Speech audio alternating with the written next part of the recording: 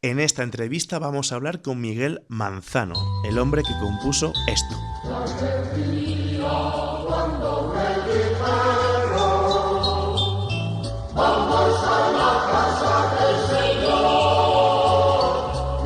Que levante la mano quien nunca ha escuchado este Qué alegría cuando me dijeron, y esta también.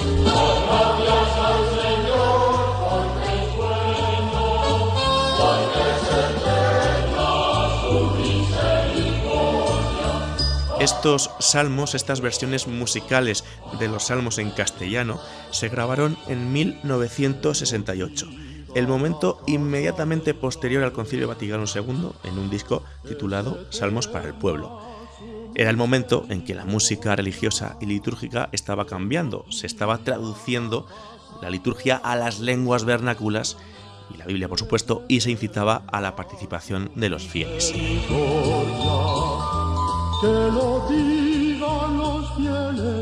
Miguel Manzano vive en Zamora y me he ido allí para hablar con él, para que me cuente, pues eso, su vida y obra. En su momento fue sacerdote, el momento en que compuso la música de estos salmos, porque aparte de cura, era músico de formación. Incluso llegó a ser el organista de la Catedral de Zamora. Después se dedicó a estudiar la música de tradición oral, de hecho, a día de hoy es una de las grandes eminencias en este campo. Por todo ello, no es extraño que el Conservatorio de Zamora lleve su nombre. Miguel me recibe en su casa, en su despacho, lleno de libros, con instrumentos musicales, y lo primero que le pregunto es, quizás algo típico que le han dicho muchas veces, y es cómo siente el haber compuesto una música que todos los días, en alguna iglesia del mundo hispanohablante, se canta, y que es parte no solo de la música cristiana, sino de la cultura popular y del imaginario colectivo de creyentes y no creyentes. Pues lo siento me complace mucho porque me demuestra que lo que trabajé como música sobre unos textos que la mayor parte de ellos eran los que iban saliendo oficialmente en traducciones y otros que hice con otra finalidad más didáctica y los textos me los preparó algún especialista en poesía, en versificación. Bueno, todo esto yo creo que no lo tengo ya en la memoria, pero sí que lo hice, y cómo lo hice, bueno, si lo quiero recordar, cojo un libro y lo leo. La música no se me olvida. También le quiero preguntar cuándo descubrió que quería ser músico. Que yo quería ser músico porque me gustaba eso desde muy joven. Yo, pues bueno, desde niño. No es que tuviera la idea de lo que iba a querer ser después, pero la memoria la tengo muy llena de canciones desde mi niñez, las que le correspondían, y luego de mi edad ya joven y adulta, pues de muchas de ellas, aunque ya la memoria me falla mucho y tengo que ir al libro para recordar el texto, no la música, que nunca se me olvida. ¿Y cuándo empezó su formación como músico? Como músico, a quien primero debo mi formación musical es a mi padre, porque desde muy pequeño me enseñó a descubrir, me enseñó la escala, me enseñó a empezar a leer con cosas que él mismo me preparaba, lecciones de solfeo muy fáciles, y entonces él me decía, tú, de las canciones que sabes y que vas aprendiendo, tienes que mirar a ver cuáles son las notas que tienen esas canciones, en la escala natural, se entiende, ¿no? O sea, y entonces desde muy pequeño, pues yo esta norma la seguí, y en todas las canciones que sabía, pues trataba de descubrir y las cantaba de hecho con las notas siempre de una escala natural. Es decir, que transportar, yo no sabía, sí me explicaba mi padre y yo lo entendía.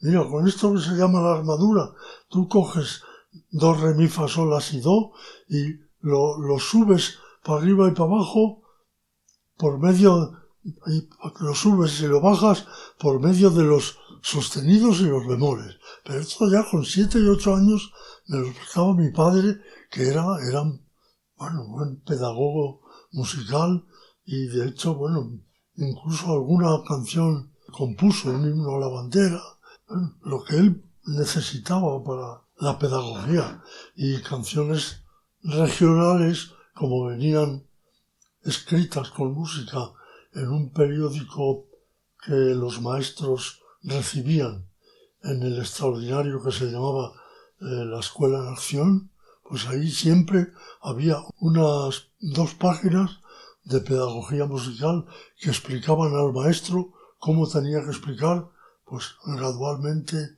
todos los conceptos de la música. Usted entró al seminario en el 53. Sí. ¿Cómo eran las canciones que se cantaban en las misas en castellano cuando usted era niño y joven, antes de entrar al seminario? La misa se cantaba en latín. Pero había canciones... Había canciones... en castellano. Había canciones en la comunión. Un repertorio bastante numeroso de canciones para la comunión. Cantábamos la misa de Ángeles en latín. Yo desde la escuela, mi padre la sabía y nos enseñó a los niños la misa en latín, esta de Ángeles. Luego ya, cuando yo entré al seminario, entré en el segundo curso de latín, el primero lo hice libre, porque mis padres no podían mantener luego gané media beca y ya pudieron desde el segundo, entonces ya entré interno y allí ya, pues el gregoriano se cantaba un grupo de gente, toda la comunidad, que seríamos 140 más o menos, niños y jovenzuelos hasta 15 o 16 años o 17, o sea, los 5 primeros cursos de latín. Ahí se cantaba mucho. Se cantaba la misa, había 2 o 3 misas, la misa de Ángeles, la misa con júbilo, la misa Fors Bonitatis, que yo todo eso, cuando entré, como solo sabía lo del pueblo, aquello me veo yo que tenía yo aquí la afición metida, porque me emocionaba aquello de oír cantar el Kyrie Fors Bonitatis, el Conjúbilo, que eran las misas, una de la Virgen y otra de festivos, y luego después la de Ángeles, y luego las vísperas o las completas el domingo por la tarde, y se cantaba mucho. Y luego en la clase de solfeo, pues el solfeo yo entré a segundo porque primero lo hice libre, me preparó mi padre música y me dieron sobresaliente. Sí. Mi padre me enseñó a que yo pensara las notas de las canciones. A ver cómo... Y las fui descubriendo y así fui aprendiendo eso. Entonces, pues en el seminario se cantaba mucho, se cantaba todos los días algo, todos los días. Después del rosario se cantaba una canción o a la Virgen o al Corazón de Jesús o a alguna novena, siempre se cantaba. O sea, que yo iba rellenando, metiendo en mi memoria un repertorio que después fue insistiendo, porque en los 12 años de internado, muchas de las canciones que aprendí con 13 años las canté toda la vida, porque era el repertorio obligado en unos libros que estaban muy difundidos, libros de canciones religiosas. Eso es Vivir sin ti no puedo, Cantemos el amor de los amores, ¿no? Ese tipo de canciones. Por ejemplo, sí, esa era el himno que se cantaba siempre que había exposición del Santísimo, porque era el del Congreso Eucarístico el himno de Sorozábal, ¿eh? Cantemos al amor de los amores. En el mes de mayo se cantaba a la Virgen cada día una canción nueva. Había una Schola Cantorum que la cantaba, pero luego el Venici vamos todos, que era antes del Rosario, había 3 o 4 versiones y las íbamos cambiando y se iban se iban aprendiendo. Señor, ten piedad. Señor, ten piedad. En 1964, Miguel Manzano compone la misa cantada popular con los textos traducidos al castellano por la Conferencia Episcopal. Compone todo el ordinario de la misa, es decir, las partes que no varían nunca. El Kyrie, el Señor ten piedad que escuchamos aquí. También el Credo, el Gloria, el Santo, el Agnus Dei, Cordero de Dios. Por eso la pregunta es cuáles eran las referencias musicales de Miguel Manzano cuando se sienta a componer esta misa. Bueno, pues las referencias eran todo lo de atrás, las canciones en latín y luego cantidad de canciones en castellano, porque ten en cuenta que cada novena de en octubre, se cantaba siempre una canción a la Virgen al final del rosario. En el mes de mayo, igual. En el mes de junio, una al corazón de Jesús. Con lo cual, en unos años de seminario, los 5 primeros, yo pude acabar memorizando 50 o 60 canciones. Y luego ya en el seminario yo me vine de Salamanca para Zamora, pues cada vez más. Y hasta ya en el 7º curso, como cesó, se hizo cura ya el organista que estaba, a mí ya me había preparado un poco. Yo desde el 7º curso, o sea, 7, 8, 9, 10, 11, 12, estuve 6 años de encargado de música en el internado, en el seminario. Aquello ya me hizo cuasi profesional de la tecla del sonido de órgano. El piano lo estudiaba por libre, hice hasta el 6º curso por libre. Soy bastante no autodidacta del todo, pero bueno, me pegaban el primer empujón y yo ya, como tenía tanta afición, pues fomentaba lo que sabía y lo ampliaba. Libro de música que caía en mis manos, pues... Le pregunto también a Miguel Manzano por otros músicos, compositores que como él en esos años 60 componen canciones litúrgicas y religiosas. En primer lugar por Tomás Aragüés, el autor de la misa cantada en castellano. Seguro que te suenan. Santo, santo, santo es el Señor. Tomás Aragüés fue como un colega con el que yo tuve algún intercambio, pero él trabajaba en Tejares con los de su congregación y yo trabajaba por mi cuenta con otro grupo que estábamos también en la renovación de la canción. Éramos los que veníamos de Vitoria, de los cursos de gregoriano, nos fueron metiendo ya en la música castellana, vaya. ¿Y trató mucho con él? ¿Con quién? Con Tomás Aragüés, trató mucho Con él. Tomás Aragüés lo vi en alguna concentración o en algún grupo, pero no, es que Aragüés era de una congregación que tenían la ilusión de ser los primeros que pusieron en marcha este movimiento. A mí me llamaron para componer alguna antífona de alguna función, por ejemplo, si preparaban unas vísperas o unas completas en castellano, pues para los salmos hacían para cada salmo 5 o 6 antífonas y a mí me invitaron a componer pues 8 o 10 más o menos, que estarán en los libros que ellos hicieron, porque yo ni las tengo. Sí recuerdo algunas. Sí. También le pregunto por Carmelo Erdozain, el compositor, entre otras muchísimas canciones, del Mientras recorres la vida, Cesario Gavarain, autor del Pescador de hombres, del Tú has venido a la orilla, y Juan Antonio Espinosa compuso el Danos un corazón grande para amar.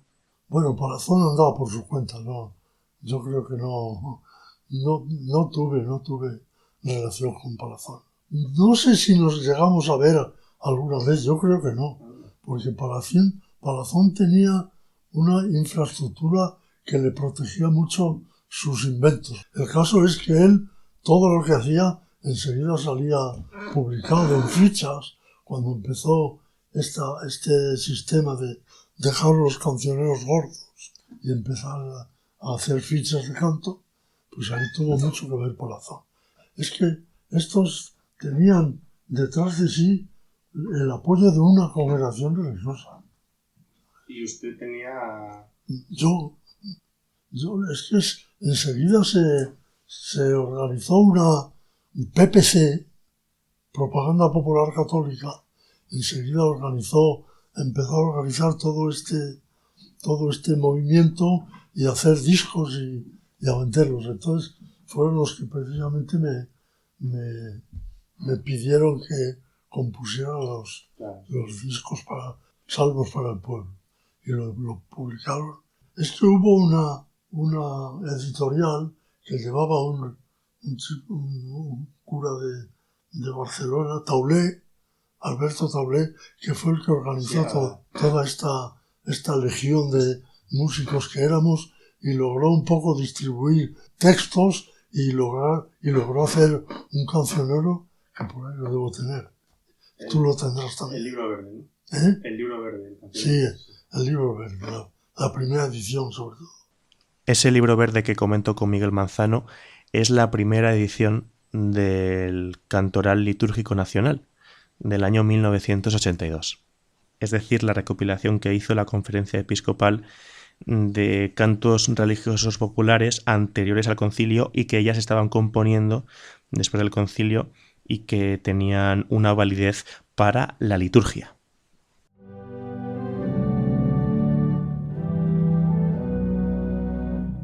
En el año 1903 el Papa Pío X emite un motu propio dedicado a la música litúrgica, a lo que debe ser, cuál es su misión, cuál es su naturaleza y bueno, lo que se debe hacer. De hecho es el documento más importante en la historia de la música litúrgica en la Iglesia.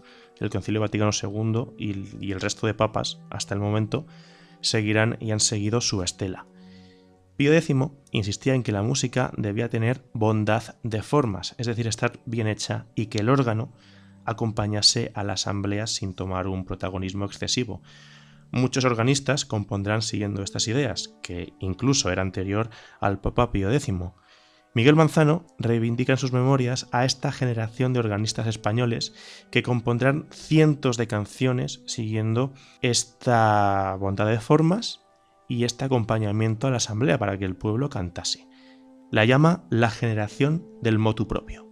Todos, si te digo que me lo sé de memoria todavía, porque como eran de congregaciones religiosas, tenían dinero, publicaron los libros y yo que desde séptimo curso, 7, 8, 9, 10, 11, 12, estuve 6 años de encargado de música en el internado ensayando todos los cantos de todo un año litúrgico, que eran muchos, porque en todo el mes de octubre, que era empezado el curso, era el mes de la Virgen y había siempre una canción que se cantaba en los misterios del Rosario, una breve canción, y otra canción al final. Entonces, pues de ese repertorio de canciones a la Virgen yo a lo mejor pude aprender unas 50 o 60.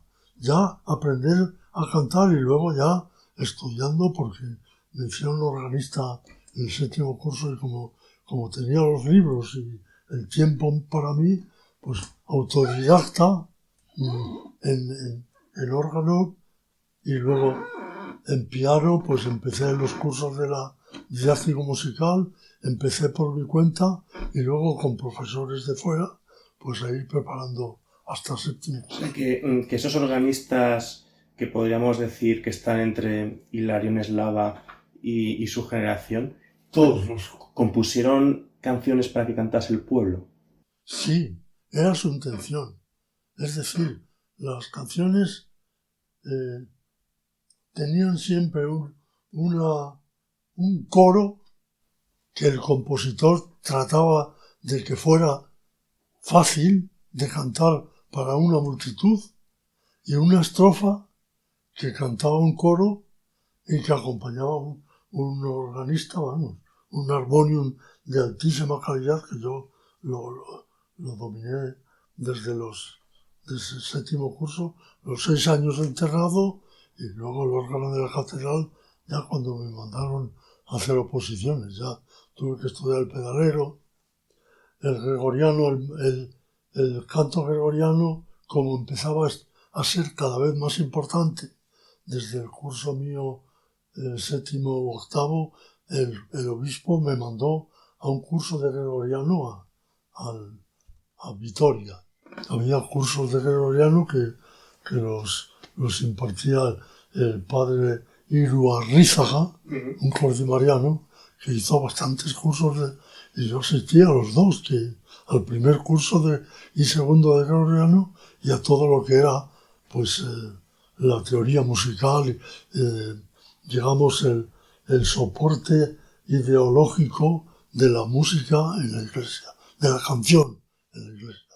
Cuando usted compone en los años 60 cantos litúrgicos en castellano, ¿usted diría que había una tensión entre personas que querían, digamos, que no se compusiese en castellano y personas que sí? Sí. Yo estuve muy incorporado al grupo que trabajaba en Salamanca, en Tejares. ¿Qué congregación? No me acuerdo ya de qué congregación eran, pero ahí empezaron en el Seminario Mayor de Salamanca y en el Instituto de Pastoral empezaron ya a renovar el canto religioso y a empezar a dejar a un lado estos cánticos de la edad de la piedad privada, que eran los que habíamos cantado toda la vida, y a empezar a componer músicas en castellano sobre textos litúrgicos traducidos del latín. Miguel Manzano marchará a formarse a París entre 1964 y 1966, una formación musical. Allí fue discípulo de Joseph Gélineau, un jesuita francés de la línea renovadora del Concilio Vaticano II. En lo que a música se refería, defendía que la música litúrgica se abriese al canto popular para que cantase el pueblo. Escuchamos de fondo la versión de Gélineau del Salmo 23, de El Señor es mi pastor.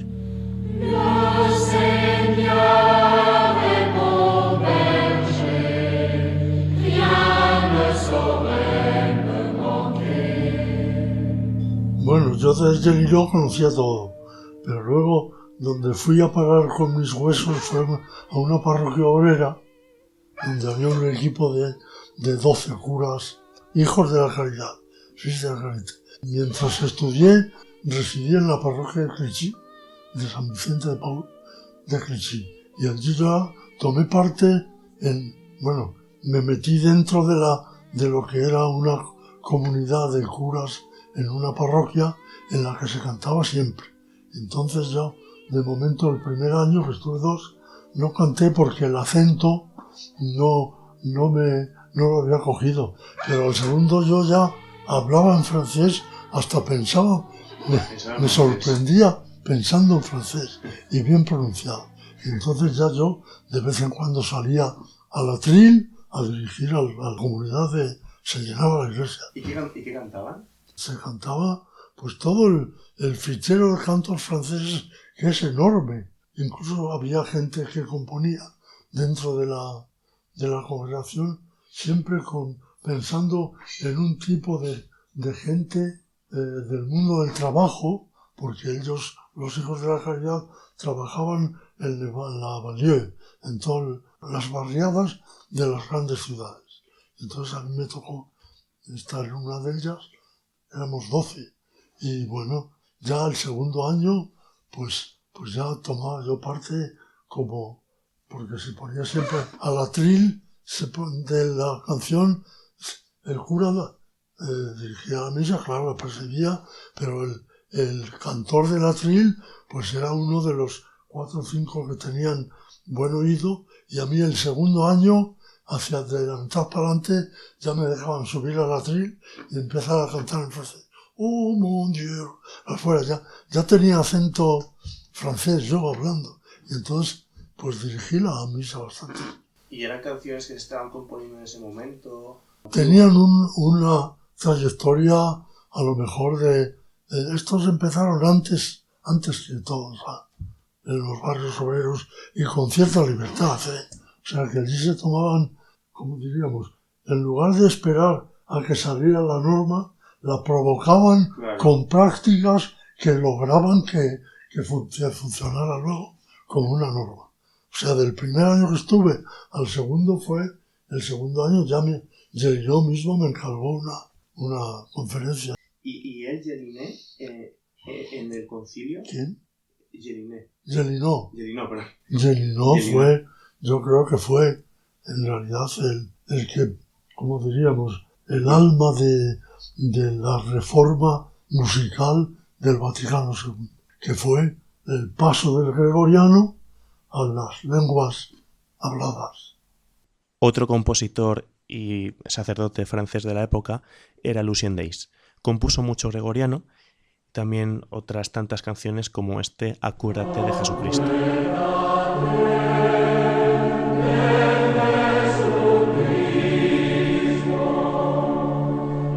Lucien Deiss no tuve contacto directo, pero vamos, de toda su música, pues yo estaba al corriente y de vez en cuando se cantaba algo de Deiss también, pero Deiss era un lenguaje comparado con el cancionero de estos otros, de los que manejaban el otro tipo de canción que tenía más relación con un compromiso con los pobres, con los separados, con la gente difícil, mientras que bueno, Gélineau era para el creyente, estos también, pero otro tipo de público que pedía unas canciones más directamente pegando fuerte al compromiso del mundo obrero, porque era el límite de la valía Y también pasó por Tessé. Por Tessé pasé, pero fue para poder vivir la experiencia de lo que allí se hacía. Sí, fuimos unos cuantos a Tessé. ¿Y le gustó? Sí, me gustó porque además de todo este contenido del que venimos hablando, allí una estética que era capaz de unir lo fácil con lo profundo, incluso en música, porque si la gente que estaba allí siempre participaba, la gente que iba allí a llenar la iglesia. Esta gente eran muy selectos en la elección del repertorio, pero siempre en la parte que correspondía a los fieles hacían unas respuestas y unas participaciones con lenguaje y música que fueran cantable y que no hubiera... Ensayaban una vez y ya se cantaba. Yo estuve allí sí, un par de días. Ha estado siguiendo, ¿no?, cómo ha evolucionado su música, ¿no?, desde entonces. Hombre, no es que me hiciera falta aquello, porque yo ya venía un poco trabajando desde antes de ir a París, ya venía trabajando las canciones en castellano, sí, desde muy pronto. Y cuando volvió a París después de esos 2 años de formación, cuando volvió aquí a Zamora, ¿qué se encuentra? Pues me encuentro, primero, ya casi ni me acuerdo, que me hicieron conciliario encargado de la JOC y de la OAC, o sea, de Acción Católica Obrera y Juventud Católica. Y ahí fue cuando ya empezamos, en las misas que celebrábamos en casa, ya empecé yo a hacer los salmos en castellano y canciones en castellano, y con la guitarra, porque no tenía otra cosa, pues íbamos aprendiendo desde lo hondo. Como la gente que iba allí y que nos reuníamos eran por los de la OAC, o sea, hombres obreros de Acción Católica, los jóvenes, o sea, gente muy comprometida. Preparábamos los salmos, les gustaban mucho y explicándoles un poco la hondura de lo que dice el lenguaje, pues les valían para su vida de trabajadores. A su vuelta a Zamora, a España, Miguel Manzano es llamado por Alberto Taulé, el entonces encargado de música litúrgica de la Conferencia Episcopal. Le llama para que trabaje como asesor de música en la Comisión Nacional de Liturgia, que está haciendo, está formando lo que será el Cancionero Litúrgico Nacional. Le pregunto a Miguel Manzano en qué consistió ese trabajo de asesor.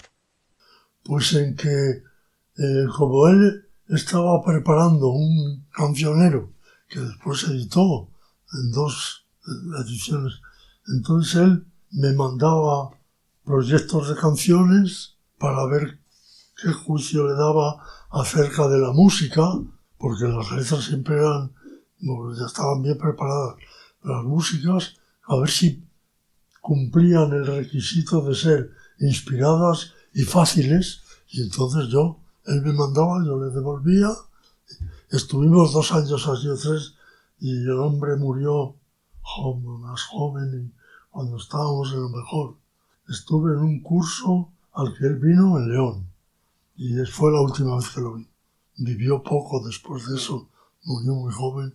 Del cancionero me mandaba realizaciones de varios músicos a los que él mandaba un texto para ver cuál me parecía y tal. Entonces yo le respondía con mi criterio de sí o no, o de ventajas e inconvenientes de la música, porque el texto lo preparaba él. Y trabajamos dos o 3 años así. Dice usted que Salmos para el Pueblo fue una conversión musical. ¿Por qué? Porque fue ya descaradamente dejarse de recitados salmódicos, que yo hice montones de experiencias de los salmos recitados con una cadencia para que se pudieran cantar. Pero ya cuando esa época ya fue trabajar sobre textos versificados y con unas melodías descaradamente rítmicas y un acompañamiento con guitarra, con acordes de guitarra y percusión.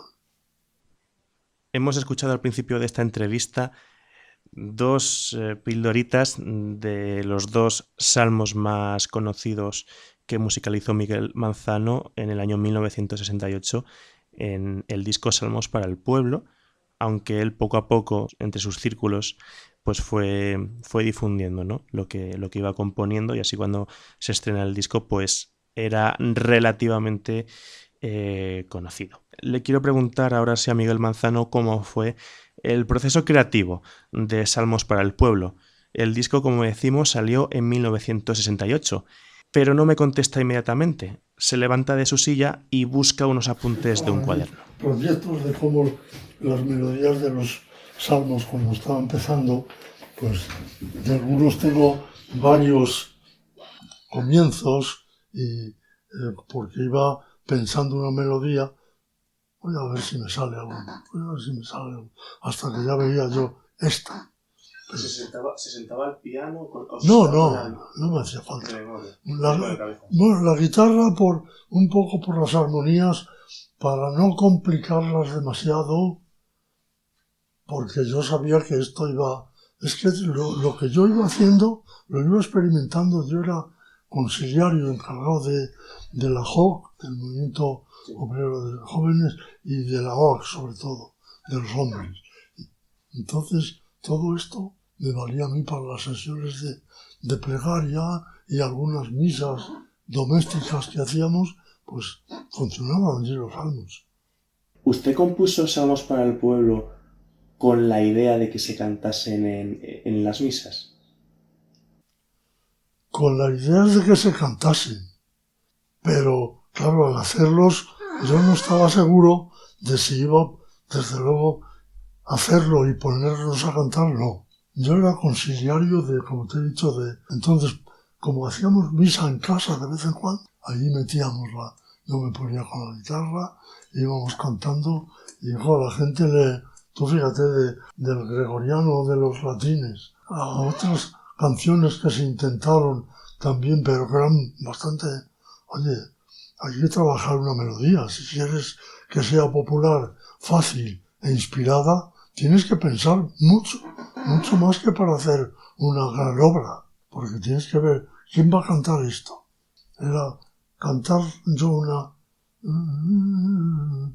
Mi alma espera en el Señor, mi alma espera en su palabra, mi alma aguarda al Señor, porque en él está la salvación. Claro, yo pensaba esto, que es la respuesta al Salmo, lo mismo de esa mi alma por algún cuaderno por ahí. Tengo 5 o 6 variantes hasta que esta la ensayaba porque hacíamos misa en casa. Y cuando veía yo que a la primera cantaba yo y respondían, yo, esta es la que vale. Que no fuera un muervo, una buena melodía, pero a la vez profunda musicalmente y un texto en castellano, claro. ¿Y por qué eran misas clandestinas? Porque eran todavía en casa. Yo era conciliario de OAC, Hombres de Acción Católica, y pues nos atrevimos a celebrar misa en casa, pero en secreto, que no se enterara nadie. Y cuando usted escucha el Qué alegría cuando me dijeron cualquiera de sus salmos en una iglesia, tocado a órgano o con guitarra o tal, ¿usted qué piensa? Pues yo no soy un orgulloso, no lo soy, y bueno, un buen músico sí, y claro, se siente uno como acogido, pues mira, oye, aquello que pensé que tenía dudas, funciona, y ves que cumple la canción, la finalidad que tiene, que es pues oración cantada, o súplica, o alabanza, lo que sea. O sea, que los salmos para el pueblo empiezan con la idea de que se canten en esas misas privadas. Sí, no. Con la idea no, con el hecho, porque en la casa donde vivíamos tenía un recinto, éramos 4 curas viviendo juntos, un recinto, un salón bastante grande, y allí nos valía para celebrar misa. Clandestinamente. Se entera el obispo y nos excomunica. Dicen sus memorias que tardó unos 2... O sea, que empezó a componerlos 2 años antes del disco, ¿no? Incluso ya en París. Sí. Empezó a componerlos, ¿no? Bueno, no, al volver para acá ya, porque en París sí que hice alguna historia, pero muy breve, que no donde fue. Aquí es que yo tenía, como te digo, tenía a mi cargo hombres de la OAC, o sea, hombres obreros de Acción Católica. O sea, Demetrio Madrid era uno de ellos, que era uno, precisamente, trabajó mucho en aquel tiempo en este aspecto de reuniones de estas. Y cada reunión que había, pues era una reunión de reflexión. Y cada mes, pues se celebraba una misa en una capilla. Pero a partir de un momento dijimos, ¿qué capilla? Aquí ponemos un crucifijo, aquí está el libro y vamos aquí mismo, claro, clandestinamente. Dice que le influyeron los campamentos a los que iba de monitor, los himnos que se cantaban, también le influyeron, ¿no? A la hora de... Eso fue mucho antes. Mucho antes, sí, pero... Mucho antes. Y con los aspirantes a curas. Aquello fue una cosa muy buena porque los himnos tenían un contenido pues muy fuerte de creencia cristiana y nos valían. El campamento estaba a 2 kilómetros del pueblo y como había que celebrar la misa entonces dentro de la iglesia, pues nos llevaba media hora de camino andando y por eso hice yo pues este libro de marchas, el Pro y Canción. Y también, según lo que dicen en sus memorias, usted compone los salmos teniendo en cuenta el canto religioso popular, el gregoriano también. Sí, en lo que es el material sonoro, pues hay un par de tonos gregorianos que se pueden cantar muy bien. Sí. ¿Y la canción hispanoamericana? También. Sí, porque yo había tenido contacto con gente que andaba por ahí rodando y pasaron por casa alguna vez un americano que no sé si tú has leído mis memorias ¿De internet? Sí, claro. Pues el que pasó un día entero en casa, un argentino, que pillé por el camino de cura, el obispo me mandó, cuando yo renuncié a la catedral, me mandó de castigo. Me mandó a Sanzoles y estuve 1 año allí. Y entonces pues la gente que iba por allí, pues yo, la música siempre. ¿Qué críticas le hicieron, no sé, liturgistas, sacerdotes, laicos hacia sus salmos? No lo ignoro eso, porque a mí no me llegaban. Y me parece a mí que tuvo que haber mucha crítica, pero no me llegó a mí, porque esto emanaba de la editorial que estaba trabajando. Esto ya se podía cantar en castellano, ya la misa se podía, pues ya el cantar los salmos no era ningún problema. ¿Recuerda la primera vez que escuchó alguno de sus salmos en boca de otros? Simplemente cuando los hacía, los estrenábamos y los cantábamos en un grupo de 10 o 12. O no sé, de usted ir por la calle y escucharlo o entrar a una iglesia y que se estuviese cantando alguno. Pues no he tenido, alguna vez sí, quizá alguna vez sí, pero claro, eso, oye, es sin duda, si alguna vez sucedió, ten en cuenta que me complacía mucho. ¿Cómo no? El disco Salmos para el Pueblo lo forman 13 salmos. ¿Por qué le encargaron a Miguel Manzano musicalizar esos y no otros salmos? Porque litúrgicamente, son los salmos de víspera, sobre todo. Las vísperas siempre era una salmodia que era de lo más asimilable en el lenguaje, desde lo hondo a ti grito, Señor. O sea, esta cosa la puede decir cualquiera entendida. Alonso Seckel, el genio de la traducción a la vez profunda, sencilla, literal del idioma original, del hebreo, porque él traduce directamente del hebreo. El texto latino de la Vulgata pues hace muchas licencias que alejan las palabras de las originales, pero sé que no me conocí y lo sentí, porque es que él no apareció nunca por ningún lado, así como Patino, el padre Patino sí, fue el encargado de poner en marcha la liturgia en castellano, pero Seckel, yo no sé, yo creo que Seckel es un poco anterior a todo esto. O sea, él los compuso todos. Claro. Los tradujo todos. Todos. Y yo rezaba todavía el breviario con la traducción en castellano y los salmos de Seckel, lo recé diariamente 2 años. Fíjate si no me dio tiempo a meterme, a ir pensando las músicas, el tener que ir rezando. Por ahí tengo un libro.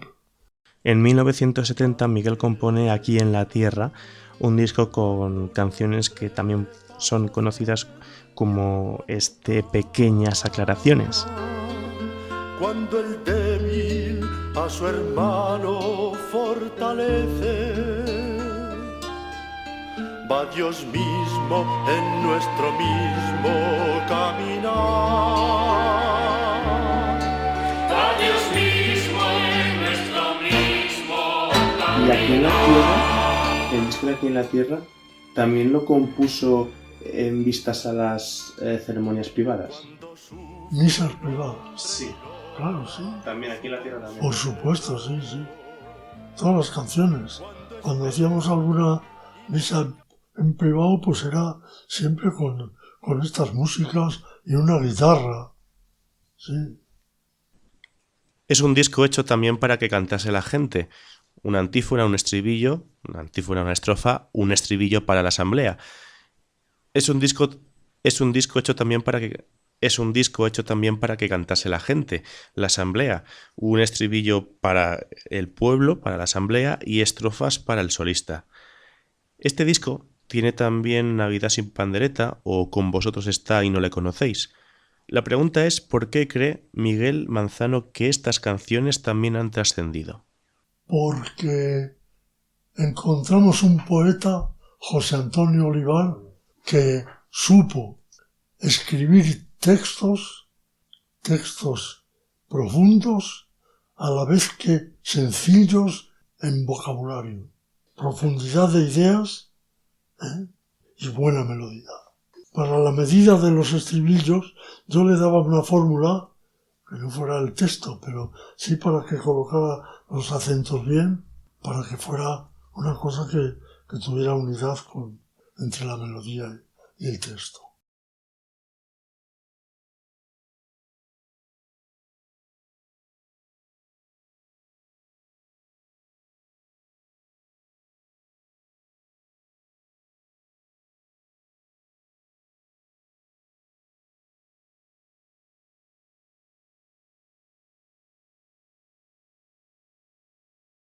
Del padre Patinos, aparte de sus memorias, Miguel, ¿sabes si hay también, o él si dejó escrito alguna cosa? No lo sé. Murió tan joven que no le dio tiempo me parece a mí, hacer todo lo que tenía pensado. Empezar sí. A mí me encargó ya alguna cosa, como sabes, pero que no sé qué fue. Una muerte repentina que acabó con él. Todavía le dio tiempo a cargarme el Salmo Gradual para uno de los 3 ciclos, el primero, y le hice todas las antífonas del Salmo Gradual de las misas. En 1967 Miguel Manzano compone un disco titulado 4 cantos negro espirituales. Y le quiero preguntar a Miguel, bueno, ¿por qué? ¿Por qué compuso ese disco en ese momento? Porque, bueno, el espiritual negro, mi afición al espiritual negro ya venía de mi estancia en París, que uno de los curas pues estaba muy metido en todo ese mundo, un poco con un pie dentro y otro pie fuera. Tuvo contacto con gente de esos medios y me metió a mí un poco en la idea de ese mundo del...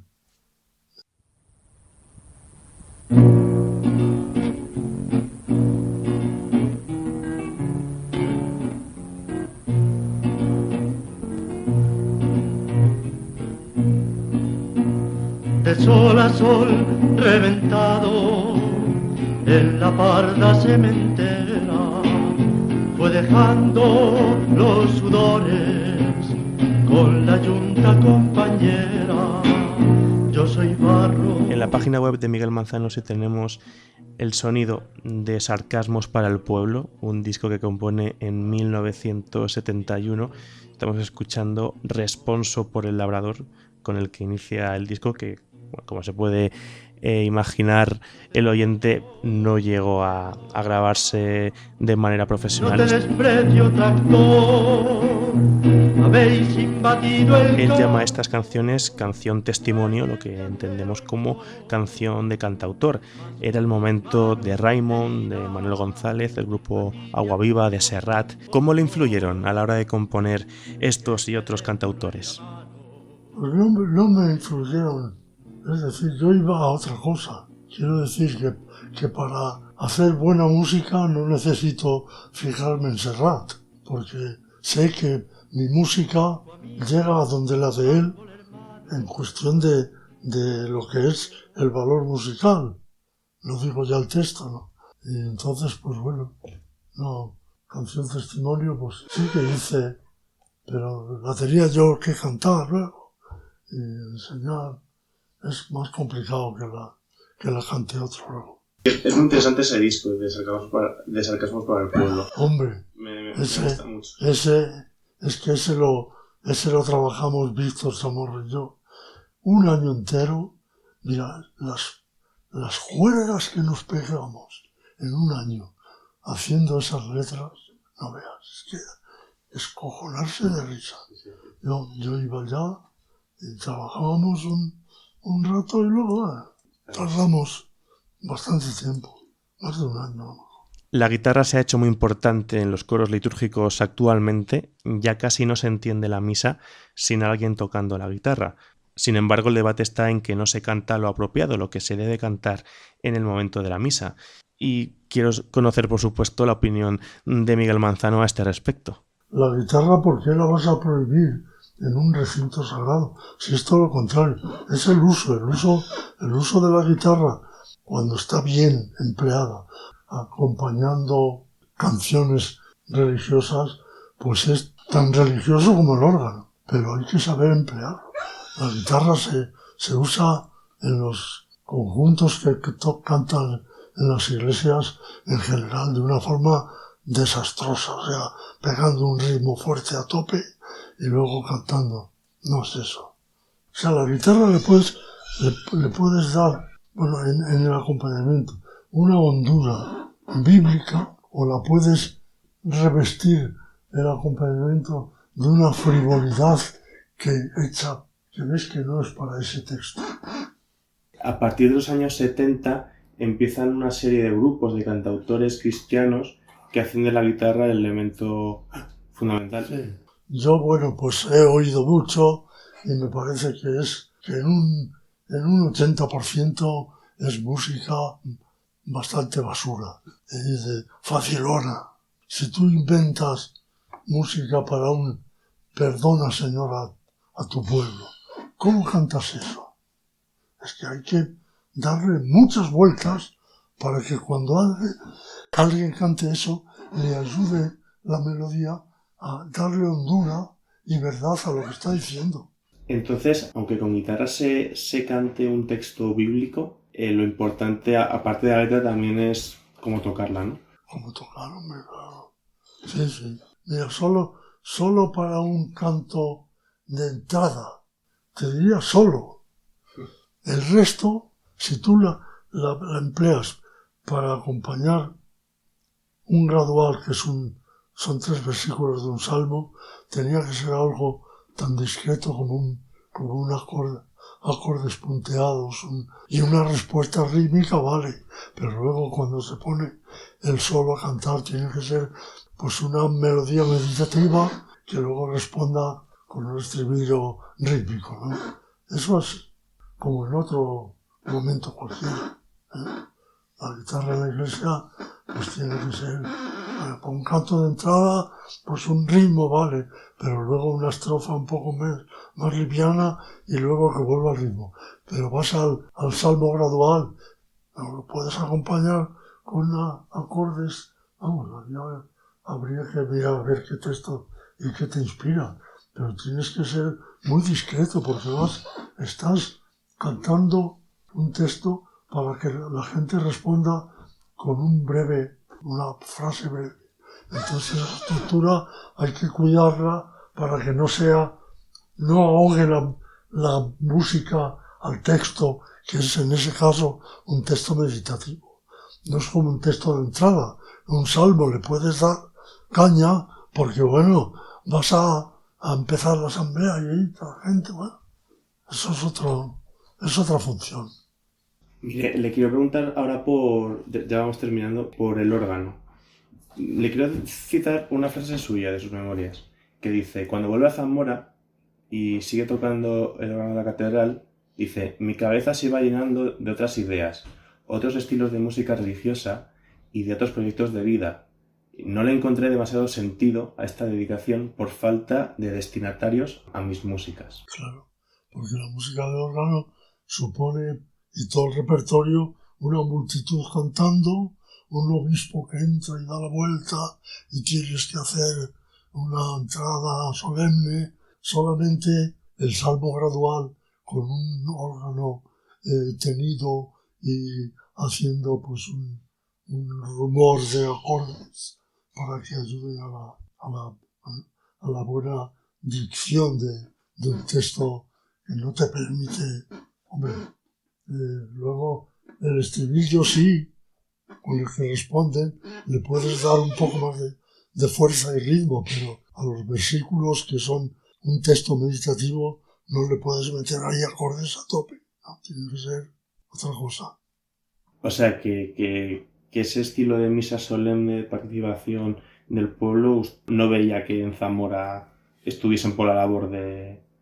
Pues no, claro, porque es que una misa, si es con una multitud llenando una iglesia, te permite cantar fuerte el canto de entrada, una respuesta ya más suave y después nada, y una salida fuerte, y el resto, pues el órgano es para otra cosa, para otro tipo de actos más, si quieres, más solemnes, procesionales, cosas de esas, procesión de ofertorio, pues si la hubiera, que no la hay, porque tenía que ser una procesión con los dones, que durara 5 minutos, ¿no?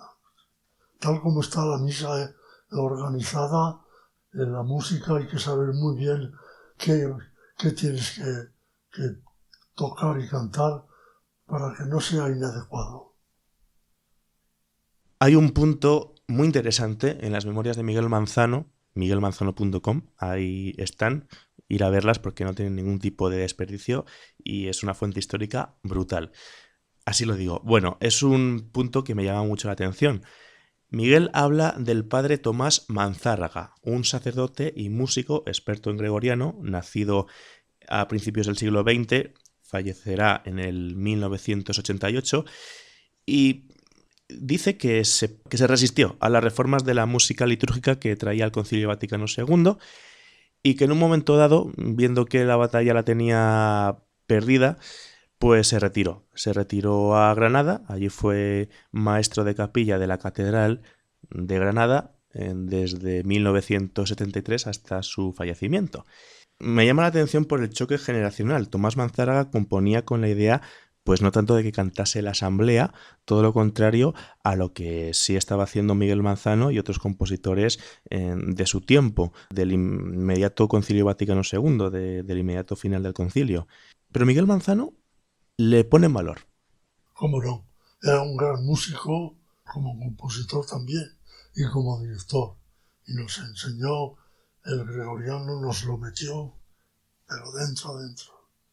Acabó sus días de organista en la Catedral de Granada, porque debió de encontrar allí, pues a lo mejor un cabildo de canónigos que le dejaban un poco tocar en una misa al estilo antiguo, con calma, con espacios para una entrada fuerte, un salmo gradual acompañado, un ofertorio, una pieza con una procesión de ofrendas, un canto de comunión suave y una salida fuerte, pues todo eso a lo mejor se lo dejaban en los canónigos en Granada.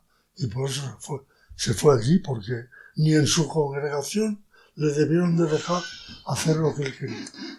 Y usted aquí en Zamora no le dejaba, ¿no? ¿Qué va?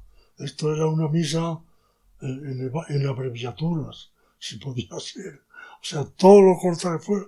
Mira, yo al ofertorio siempre tocaba una pieza, tenía preparada que fuera 3 minutos o 4, que era pues a veces el cura que corría tanto que la esquila sonaba para que me callara en cuanto pasaba 1 minuto y medio fuera. Entonces no podías ejercer tu oficio, porque el órgano también es para llenar un tiempo de meditación. ¿Conoce usted Escola Antigua de Juan Carlos Asensio? Sí, pero esos son más bien gregorianos y bien cantados. Fuimos amigos y colegas, o sea, le aprecio mucho. Él es uno de los que están consiguiendo la supervivencia que es posible para el canto gregoriano hoy. ¿Por qué no se puede hoy, cada mes, en una catedral, celebrar una misa con canto gregoriano, en latín? Hay un monitor, traduce el texto gradual y va al coro y lo canta en gregoriano. Mientras oyen esta música, mediten en esta idea.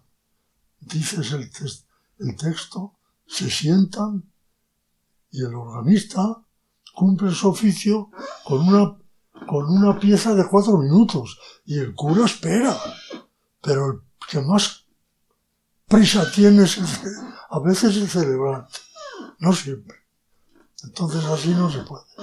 Le quiero preguntar, ¿el movimiento de la renovación carismática? Bueno, alguna vez he tenido alguna referencia escrita, pero dentro de lo que hay dentro de ahí no lo conozco. Me supongo que toman en serio en unas reuniones y que haya profundidad y que si hay música, que no lo sé, me supongo que no lo echarán a perder con una música impropia. Si se han metido en Honduras de meditación, porque hay salmos para eso, pues la mitad de los salmos son contemplativos, pero tienen un texto que te ayuda, pero hay que conocerlo. Bueno, lo dice, ¿no? Aquí y lo pone muy a caldo, ¿no? Esas traducciones que hay de la canción esta, El saber que vendrás, El Padre Nuestro, de Simon y Garfunkel, ¿usted eso cuando estaba componiendo en los años 60, se encontró ya con estas canciones? Con algunas sí, yo creo, sí, pero vamos, es que hay algunas que tienen una melodía que vale para cantar un texto hondo, incluso religioso. Lo que pasa es que tienes en la memoria el texto con el que se cantan, pero como melodías algunas me parecen muy buenas realizaciones.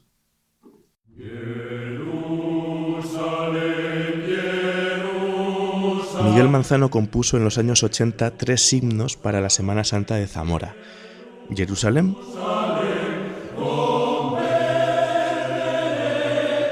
Christus Factus Est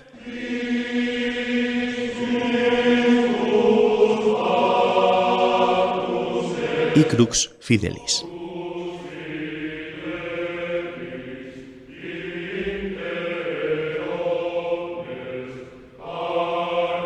Para la Semana Santa de Zamora usted compuso el Jerusalén, el Christus Factus Est y el Crux Fidelis. ¿Cómo los compone? Yo digo, mira, aquí una procesión es para lo que es, para un desfile. Entonces lo que tienes que hacer es que ese desfile esté acompañado por alguna música. ¿Qué tipo de música? Pues tiene que ser una música de marcha lenta y tiene que ser una música de ambiente, que no tiene por qué entenderse lo que se dice, sino que ambiente una ceremonia que suene a religioso. Entonces un latín va mejor que un castellano. Si tú dices, oh cruz fiel, tú eres mi alegría, eso parece ridículo, ¿no? Vamos, con esa melodía.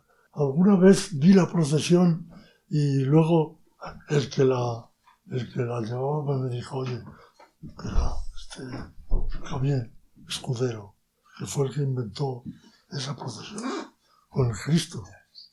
Javier Escudero. Me dio la vara hasta que ya, no por quitármelo de encima, sino porque es una persona pero es una buena persona. Entonces cantaban latines de la misa de difuntos, que sonaran así. Y entonces me dijo, Miguel, mira a ver si nos oyes y vas a ver cómo te animas a hacernos algo que nos haga marchar con un poco de... Entonces, bueno, pues le hice el Crux Fidelis y bueno, sí. Fue una acogida que he tenido que seguir prolongando un poco ese mismo con otro par de estrofas para que dé por un trozo largo. Y así todo, claro. Oye, pues lo repiten 3 veces, que lo repitan. Vamos a andar ahí. Y luego uno que cantan al final, Christus Factus Est.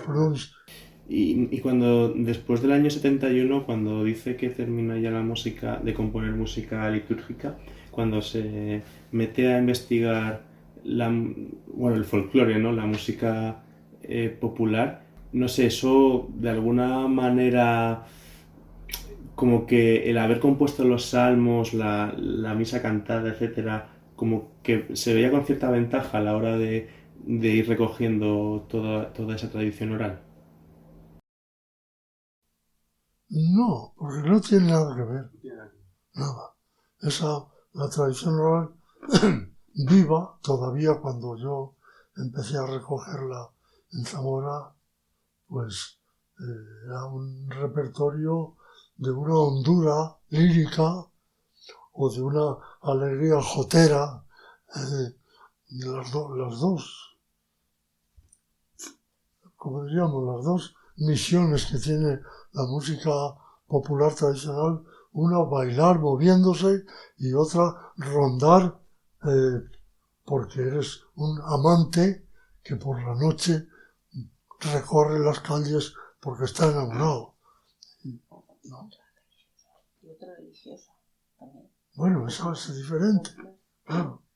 Pero sabes que ya hemos hablado de... No, lo popular también. Sí, sí, bueno, para las procesiones, sí, pero la antigua es muy parecida a las rondeñas. Usted, si pudiese hablar, el Miguel Manzano de 2023, si pudiese hablar con el Miguel Manzano que empezó a componer los salmos para el pueblo, ¿le daría un consejo? No, porque yo creo que cumplieron una necesidad de cantar en un momento y en un estilo que era el que venía pidiendo la nueva forma de estar en el templo o de entrar y salir o de meditar. Y a eso responden los salmos para el pueblo.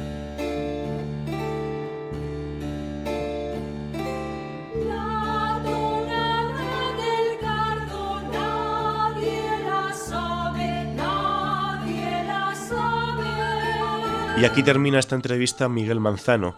Lo hacemos escuchando La tonada del cardo, una de tantas canciones populares castellanas que Miguel recopiló en sus 6 cancioneros dedicados al folclore castellano. Por estos trabajos, Miguel Manzano es una de las principales autoridades en este campo. Y algunos de los cantos que recoge no solamente los recopila, sino que musicaliza en su grupo Aloyano.